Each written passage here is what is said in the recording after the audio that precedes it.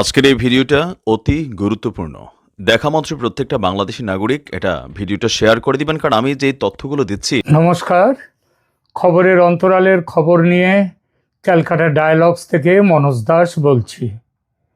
আজকের আলোচনার বিষয় ইউনুস বাবা ও অগুন্তি চোর। সেই যে নাটক আছে না আরব্য রজনীর, সেই যে গল্প আলী বাবা ও 40 চোর, সেইটা অবলম্বনে আজকের প্রতিবেদন ইউনুস বাবা ও অগুন্তি চোর। এক কথায় ইউনুস প্রশাসনের পরিচয় যদি দেওয়ার কথা ওঠে, তাহলে সবচেয়ে জুৎসই যে বিশেষণটা বা যে কথা বলা যাবে সেটা হচ্ছে আমরা আমরা সবাই চোর। না, কোনো আদালতে কথা বলেনি ইউনুস ও তার প্রশাসন সম্পর্কে, কেননা সে কথা বলার সাহস কোনো বিচারকের, কোনো আদালতের নেই বর্তমানে বাংলাদেশে। গত বছর আগস্টে ওই যে 24-এর অভ্যুত্থানের পর আদালতে হামলা চালিয়ে, আদালতের বাইরে হামলা চালিয়ে যেভাবে বিচারকদের পদত্যাগে বাধ্য করা হয়েছে এবং তাদের জায়গায় নিজেদের পছন্দের জো হুজুর বিচারক বিচারপতিদের বসানো হয়েছে, তাতে আইনের শাসনের মেরুদণ্ডটাই ভেঙে গেছে ইউনুস সরকারের আমলে। আসলে ইউনুস প্রশাসনকে চোর বলছে কোনো বিশেষ জায়গার কিংবা বিশেষ শ্রেণীর লোক নয়, সারা দেশের লোক। সারা দেশের লোক একের পর এক উপদেষ্টার বিরুদ্ধে উঠছে শত শত, এমনকি হাজার হাজার কোটি সরকারি টাকা তছরূপের অভিযোগ, চাঁদাবাজি করে হাজার হাজার কোটি আদায়ের অভিযোগ, ঘুষ খেয়ে ট্রান্সফার, চাকরি সব ব্যাপারে ঘুষ খেয়ে টাকা আদায়ের অভিযোগ। সবার উপরে চোরের সর্দার স্বয়ং doctor Mohammad Yunus, the Nobel laureate.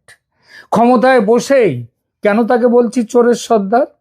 তার কারণ হচ্ছে ক্ষমতায় বসেই মকুব করে নিয়েছেন নিজের কর ফাঁকির 666 কোটি টাকা। শুধু উপদেষ্টা নয়, তুমুল চাঁদাবাজি করছে বিভিন্ন রাজনৈতিক দল। যত রকমের দুর্নীতি হয়ে উঠেছে এই সরকারের, কি বলবো, তাদের মুখ। আর তাই শহর গ্রাম সর্বত্র সাধারণ মানুষ বলছে এর চেয়ে আওয়ামী লীগের সরকার, শেখ হাসিনার সরকার শতগুণে ভালো ছিল। আমি জানি যে এই বক্তব্য এতটা শুনেই তেড়ে আসছেন একদল মানুষ। তারা জোর গলায় বলছেন সব ঝুঠায়, এসব হচ্ছে বিপ্লব বিরোধী যারা, তাদের অপপ্রচার, ভারতের অপপ্রচার। একটা অভিযোগও প্রমাণিত নয় তো মশাই। যখন ওই এর বিরুদ্ধে, আওয়ামী লীগের বিরুদ্ধে সমস্ত অভিযোগ করতেন, তখন কি সেগুলো প্রমাণিত করার পর তারপরে করতেন অভিযোগগুলো? আর কে করবে প্রমাণের কাজ? আজকে বাংলাদেশে জজ সাহেবদের গলায় জুতোর মালা পরাবেন না, মারধর করবেন না, জোর করে পদত্যাগপত্র লেখাবেন না, এই গ্যারান্টি দিতে পারবেন?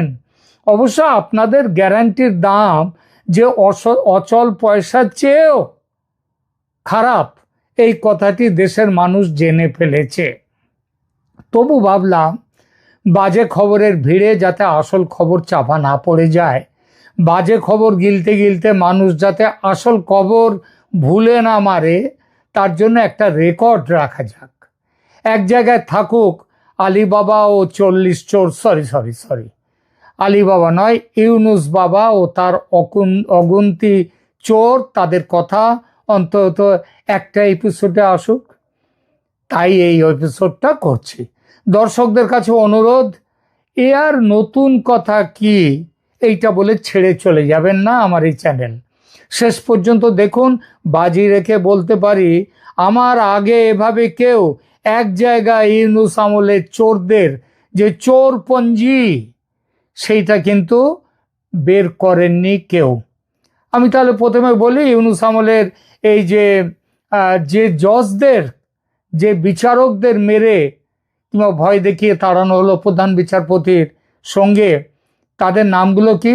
যেমন জাস্টিস রহিম, তারপরে মোহাম্মদ আবু জাফর সিদ্দিক, তারপর জাহাঙ্গীর হোসেন সেলিম, তারপর মোহাম্মদ সাইনুর ইসলাম, তারপর কাশেফা হুসাইন, এদের পদত্যাগ আদায় করে নিয়ে বিচার ব্যবস্থাকে পকেটবন্দি করে ইউনূস সরকারের যাত্রা শুরু হয়েছে।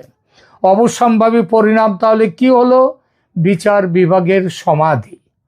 এর আগে ক্ষমতায় বসার পর একেবারে অসম্ভব দ্রুততায় নিজের বিরুদ্ধে থাকা মামলাগুলো ইউনূস সাহেব সরিয়ে নিয়েছেন, তুলে নেওয়ার ব্যবস্থা করেছিলেন, নিজেকে খালাস করে দিয়েছেন। গ্রামীণ কল্যাণের 666 কোটি টাকার ট্যাক্স বিষয়ক যে তার থেকে দেওয়ার কথা ছিল সেটাও নিজের পক্ষে সপক্ষে সেটাও করে নিয়েছেন। পদ্ধতিটা চমৎকার, চমৎকার পদ্ধতি, নোবেল বিজয়ী না? 11ই আগস্টের ইকোনমিক টাইমস নিউজ পোর্টাল লিখছে, কবে? 11ই আগস্টের ইকোনমিক টাইমস, তারা লিখছে যে ক্ষমতায় বসার 3 দিনের মধ্যে সরকারের যে অ্যান্টি করাপশন কমিশন, তারা ইউনূসের বিরুদ্ধে মামলা তুলে নিতে চাইল এবং ঢাকা বিশেষ আদালতের বিচারক মোহাম্মদ রবিউল আলম তিনি করলেন কি, ইউনূস মিয়াকে সব মামলা থেকে নিষ্কৃতি দিয়ে ধন্য হয়ে গেলেন। কারণ এখন তো ইউনূস বাবা হবেন না।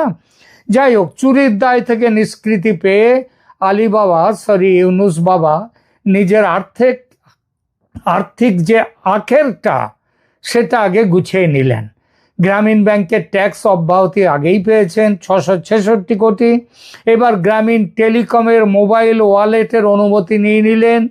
তারপর সবই তার নিজের, এবং গ্রামীণ বিশ্ববিদ্যালয় প্রতিষ্ঠার অনুমতিটাও নিজের নামে নিয়ে দেশকে ধন্য করে দিলেন। প্রধান উপদেষ্টার দেখানো পথে হাঁটতে শুরু করলেন। অতঃপর অন্য উপদেষ্টারা জয়সা গুরু তৈসা চেলা। উপদেষ্টাদের বিরুদ্ধে দুর্নীতির অভিযোগগুলো কিরকম? উপদেষ্টাদের বিরুদ্ধে শুনুন, 8 জন উপদেষ্টার বিরুদ্ধে বড়সড় দুর্নীতির অভিযোগ এবং কিছু কর্মকর্তার বিটকয়েন অ্যাকাউন্টে বড় অঙ্কের অর্থ থাকার প্রমাণও মিলেছে।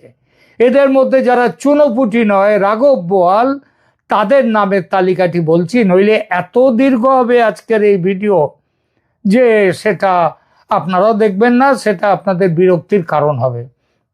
তাই কয়েকটা বড় বড় নাম বলছি, যেমন শফিকুল আলম, যাকে অনেকে বলেন কি ডাস্টবিন শফিকুল। তো সেই শফিকুল আলম প্রধান উপদেষ্টার প্রেস সেক্রেটারি, তিনি তার যেটা অন্যান্য সম্পত্তির কথা আলাদা, শুধু বিটকয়েন তার আছে 93.06টি। এর দাম কত জানেন? একটা বিটকয়েনের দাম 1 কোটি টাকার বেশি। তার এই 93.06 সংখ্যার যে বিটকয়েন, তার দাম 100 কোটি টাকার উপরে। নাহিদ ইসলাম, সাবেক ছাত্র নেতা, আগুন খেকো ছাত্র নেতা, এবং তিনি উপদেষ্টা ছিলেন, এই মুহূর্তে উপদেষ্টা নেই, এখন তিনি হচ্ছেন এনসিপির সর্বেসর্বা। তার আছে মানে ছিল, যখন তিনি উপদেষ্টা ছিলেন সেই সময় তার নামে আছে 204.64 বিটকয়েন, যার বাজার মূল্য 220 কোটি টাকার বেশি। আসিফ মোহাম্মদ সাজিব ভুঁইয়া, ইনিও একটা খুব বড় উপদেষ্টা, ইনি নাকি কি গ্রামীণ উন্নয়নের কাজ করেন, যাই হোক সেই দপ্তর। তো তার কত?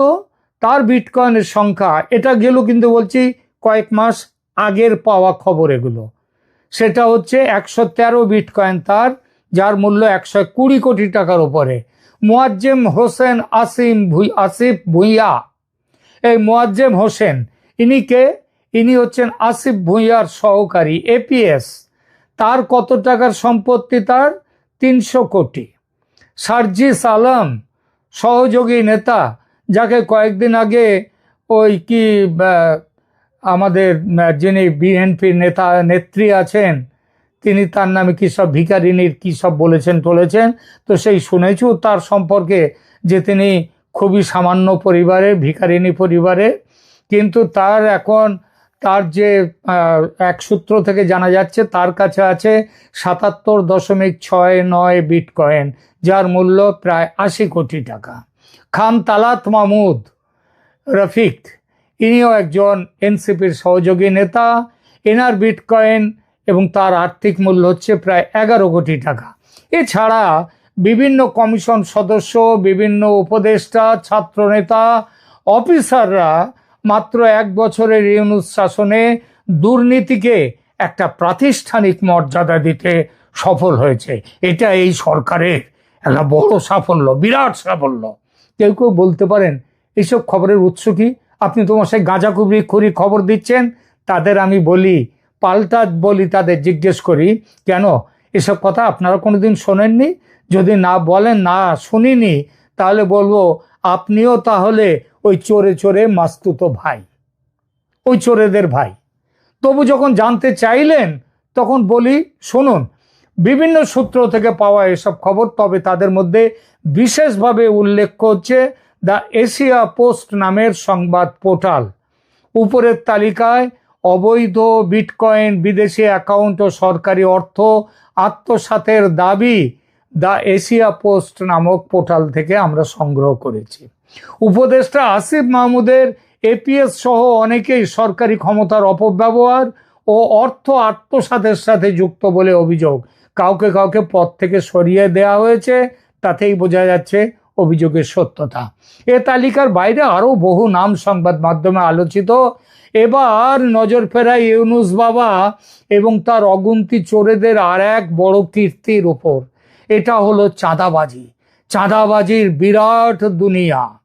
চাঁদাবাজি এখন বাংলাদেশের অন্যতম সফল ইন্ডাস্ট্রি। কয়েকদিন আগে রাতের বেলায় এক যুব উপদেষ্টা নিজেই রাতের বেলায় জলবল নিয়ে গিয়েছিলেন 1 কোটি টাকা চাঁদাবাজি করতে। সেই ঘটনা সাড়া ফেলেছে দেশে বিদেশে। সে খবর হয়তো পেয়েছেন আপনারা অনেকেই। এই ইন্ডাস্ট্রি বর্তমানে এতটাই সফল যে বিভিন্ন রাজনৈতিক দল একেবারে চাঁদাবাজদের নামের তালিকা দলের পক্ষ থেকে ঘোষণা করে দিয়েছে। কোন উদ্দেশ্যে এই ঘোষণা, সেটা নিয়ে অবশ্য মতবিরোধ আছে। কেউ বলছে জনতার সামনে চাঁদাবাজদের মুখোশ খুলতে এই দলগুলো এই ব্যবস্থা করেছে। মানে এই দলগুলো কতটা সতী সেগুলো নাকি দেখাতেই তারা চাঁদাবাজদের নাম প্রকাশ করেছে। আবার কেউ বলছে এই ঘোষণার দ্বারা জানিয়ে দেয়া হলো যাকে তাকে চাঁদা দিও না। দলের অ্যাপ্রুভড চাঁদাবাজদের লিস্ট দিয়ে দিয়েছি, এদের বাইরে অন্যদের যেন চাঁদা না দেয়া হয়, কারণ এরা প্রাপ্ত চাঁদার একটা অংশ নিজেদের জন্য রেখে বাকিটা ওপরে পাঠিয়ে দেয়। এটা মমতা ব্যানার্জির কাছ থেকে, মানে পশ্চিমবঙ্গের মমতা ব্যানার্জি, তার কাছ থেকে এই বিষয়ে দীক্ষা নিয়েছে বাংলাদেশের রাজনৈতিক নেতারা। যদিও ভাগাভাগির হিসেবটা মমতার মতো ওই 25 নিচে আর ওপরে 75, মানে কালীঘাটে 75, সেটা কিনা আমরা জানতে পারিনি। ঠিক আছে, তো বিভিন্ন রাজনৈতিক দলের চাঁদাবাজিতে জড়িত হওয়া, এইটা নিয়ে একটা এখানেও একটা লিস্ট আছে। সেই লিস্টটা বলে তারপরে আমরা আমাদের এই ছোট্ট ভিডিওটা, প্রতিবেদনটা শেষ করব। ঠিক আছে, বাংলাদেশে ইউনূস প্রশাসনের বিভিন্ন উপদেষ্টা ও বিএনপি, এনসিপি, জামাতের নেতাকর্মীদের বিরুদ্ধে চাঁদাবাজির যে কেলেঙ্কারির অভিযোগের তালিকা, একটা ছোটোখাটো তালিকা নিচে দিচ্ছি। ইউনূস প্রশাসন ও রাজনৈতিক দলের নেতাকর্মীদের বিরুদ্ধে দুর্নীতি ও চাঁদাবাজির অভিযোগ কিন্তু উঠেছে এবং বিভিন্ন রাজনৈতিক দলের বিরুদ্ধে তো বললামই। তাহলে প্রথমে এক এক করে নামগুলো একটু এখানে বলি। যেমন মোয়াজ্জেম হোসেন, ইনি হচ্ছেন আসিফ মাহমুদের এপিএস। তার বলেছি 300 কোটি টাকার উপর আত্মসাৎ, ক্ষমতার অপব্যবহার, চাঁদাবাজি ও টেন্ডার কারসাজি। টেন্ডার দিয়েও সেটা তারা এই জিনিসটা নিয়ে এসছেন, এই চাঁদা তুলেছেন। এটা খবর পেয়েছি বাংলাদেশের সংবাদপত্র থেকে। তারপরে ধরুন তুহিন ফারাবি, ইনি হচ্ছেন স্বাস্থ্য উপদেষ্টার পার্সোনাল অফিসার। 100 কোটি টাকার অনিয়ম ও দুর্নীতির অভিযোগের বিরুদ্ধে এই খবরটা দিয়েছে ঢাকা ট্রিবিউন। তারপরে গাজী সালাউদ্দিন তানভীর, ইনি এনসিপির প্রাক্তন যুগ্ম সচিব। ইনি 100 কোটি টাকার অবৈধ সম্পদের মালিক হয়েছেন ক্ষমতার অপব্যবহার, চাঁদাবাজি ও টেন্ডার অনিয়ম করে। এ খবর পেয়েছি কোত্থেকে? ঢাকা ট্রিবিউন। তারিকুল ইসলাম, এনসিপি নেতা, তারও এইরকম সম্পদ তারও নামেও তৈরি হয়েছে। এবং এসিসি এখানে অ্যান্টি কারাপশন কমিশন তাকে আবার ডেকেছে, মানে এরপরে তাকে আবার সাসপেন্ড করা হয়েছে তারিকুল ইসলামকে। এবং এখানটায় তাকে এই খবরটা পেয়েছি ঢাকা ট্রিবিউন থেকে। সার্জিস আলম, হাসনাত আবদুল্লাহ, খালেদ সাইফুল্লাহ, তারপর নাসির উদ্দিন পাটোয়ারি, এনসিপি শীর্ষ নেতারা, এদের বিরুদ্ধে অভিযোগ যে এরা কক্সবাজার ভ্রমণ, সেই ভ্রমণের ব্যবস্থা ইত্যাদি পার্টির অনুমতি ছাড়া, এছাড়া তাদের বিরুদ্ধে চাঁদাবাজিরও নানা রকম অভিযোগ তাদের বিরুদ্ধে। এরপরে আরও নাম করছি বিএনপি নেতাকর্মীরা। বিএনপি আবার একটা চমৎকার কাজ করেছে, এদের কয়েকটা জায়গায় আবার এরা মানে একেবারে লিস্ট তালিকা বার করে দিয়েছে যে কারা কারা চাঁদাবাজ। এখানে আসাদুজ্জামান জনি, তিনি নোয়াপাড়া পৌরসভার বিএনপির সাংগঠনিক সম্পাদক, এবং তিনি অভিযোগটি ব্যবসায়ী শাহনাজ কবির টিপুকে বুকে বালিতে পুঁতে 4 কোটি টাকা চাঁদা আদায় করেছিলেন। এটা কোথা থেকে? এটাতেও আমরা বাংলাদেশের লিবার্টি, তাদের কাছ থেকে আমরা এই খবরটা পেয়েছি। বাংলাদেশ লিবার্টি নিউজ বাংলাদেশ, সেখান থেকে পেয়েছি। সাইফুল আলম, ইনি বিএনপি নেতা, দখল ও চাঁদাবাজিতে জড়িত থাকার অভিযোগে ইনাকে পার্টি থেকে সাময়িক বরখাস্ত করা হয়েছে। এরা সব বিএনপি নেতা, কিন্তু এটাও এখান থেকে আসছে, আমরা খবরটা পেয়েছি প্রথম আলো থেকে। তারপর শামসুল হোসেন মিলু, ইনি বিএনপি, এবং সানোয়ার হোসেন এবং শাওন, এরা সবাই বিএনপি ও সহযোগী সংগঠনের নেতা, চাঁদাবাজির তালিকায় অন্তর্ভুক্ত। 123 জন চাঁদাবাজের তালিকায় 44 জন বিএনপির, এরা রাজশাহী জেলার। এটাও দি রিপোর্ট নামক সংবাদপত্র থেকে। ইমদাদুল হক লিমান, আমিনুল ইসলাম রিগেন, SM সুলতান, আরিফুল শেখ বনি, এরা বিএনপি ও সহযোগী সংগঠনের কর্মী।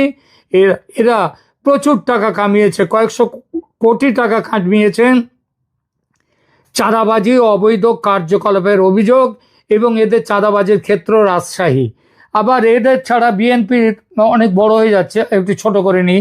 বিএনপি ছাড়া পরে আসে জামাত নেতা কর্মীদের বিরুদ্ধে। 6 জন জামায়াত কর্মী চাঁদাবাজির তালিকায় অন্তর্ভুক্ত হয়েছে। 123 জনের তালিকায় তাদের হচ্ছে 6 জন জামাতের। খবরটা কে দিয়েছে? প্রথম আলো। এরা সবাই রাজশাহীর। বিভিন্ন জামাত কর্মী হাইওয়ে চাঁদাবাজি ও প্রতিষ্ঠান থেকে চাঁদা আদায়ের জন্য ব্যস্ত সারা দেশ জুড়ে। এ খবরটাও এসছে লোকমত টাইমস থেকে। সামগ্রিক পরিসংখ্যান ও তথ্যটা একটু দেই।